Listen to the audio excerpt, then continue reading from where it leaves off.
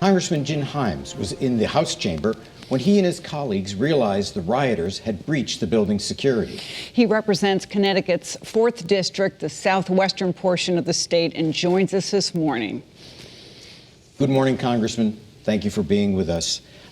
You see intelligence reports. How concerned should we be about a further domestic attack on the government of the United States? Well, I don't have any reason to believe that there is organized, wide-scale threat that can't be competently dealt with by local law enforcement. And by the way, that would be quite distinct from what we saw in Washington on the 6th, which was just a atrocious security response. What I worry more about, apart from the fact that I think it's arguable that our democracy came under as much threat on the 6th of January as it has in 240 years. You can easily play out scenarios where we have an outcome much more violent. We're under martial law. There's disruption and violence around the country. You easily can spin a scenario that results in the suspension of our democracy. But there's a lot to unpack, and you ask a very good question. Very sensitive areas of the Capitol were penetrated. I know that one Democratic leader had their laptop taken from their office. There was plenty of opportunity to put listening devices. If I do spend a lot of time in the intelligence world, this was a crisis foretold on social media. And I can tell you that if we had the opportunity in certain instances to maybe get access to some of our opponents' most sensitive areas, we might have taken advantage of that. So we've got an awful lot of work to do to understand exactly what the damage that was done on January 6th looks like. Congressman, can you talk about what it was like to be in the House chamber that day? Yeah, it was shocking in a lot of ways. Again, I spent the first 10 years of my life in South America in the 60s and 70s when coups were a fairly regular thing. And so I had this sensation that, my gosh, this just does not feel like the United States at all, much less the United States in the 21st century.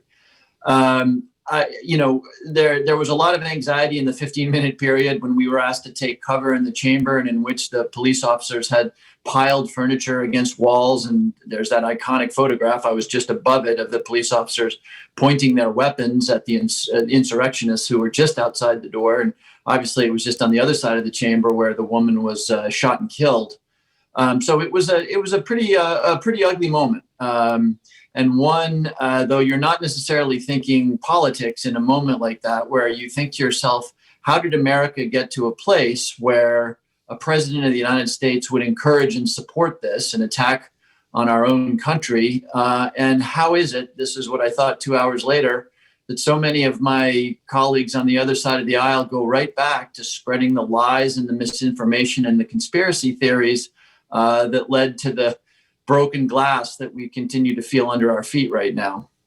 So my next question was going to be, was there a difference in the reaction between Democrats and Republicans as you were really sheltering in the Capitol building? And it sounds to me as if there was a difference in their reaction.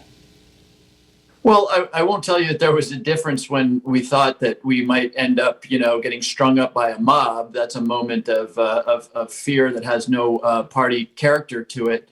And look, let me point out an optimistic outcome here. It has been 4 years since we've seen meaningful breaks with the president's madness on the part of the Republican Party. But 2 cabinet secretaries have resigned. Any number of senior officials have just said, this is enough. Mitch McConnell gave a very strong speech in which Mitch McConnell, said that this was all based on lies and conspiracy theories. And at the end of the day, a lot of Republican senators stood down. Sadly, it didn't happen in my chamber, but you get my point.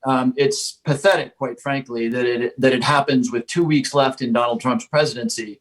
But, again, as they felt the glass under their feet and saw the blood on the floors and connected that to the president that they have been so aggressively supporting in the last 4 years, a lot of senior Republicans said, this is enough. I can't do this anymore.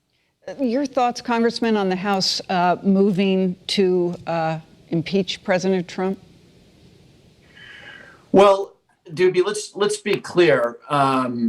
this is not talk of impeachment. This is not about accountability for the president. This is about keeping the nation safe for the next 12 days.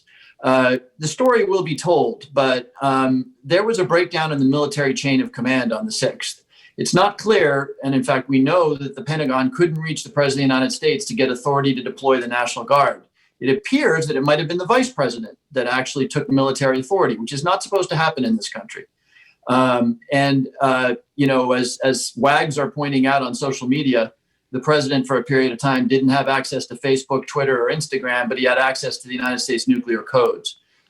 So what he may decide to do, and we already know from his tweets this morning that he's not feeling particularly regretful, what he could decide to do in the next 12 days are catastrophic. So the president needs to leave office. He needed to leave office yesterday for the safety of this country. The way that happens realistically is that Republicans convince him to resign.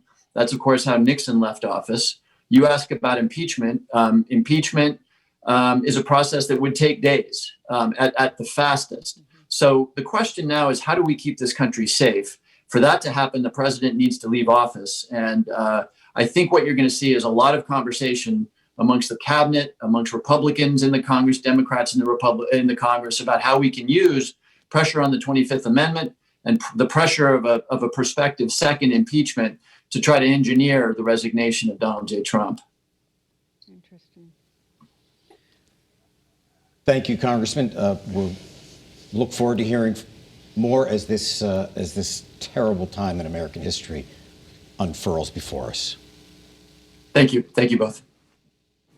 What happened this week will become part of the American narrative. We asked one of the nation's preeminent political scientists about the consequences. We'll speak with Jacob Hacker of Yale University when we come back.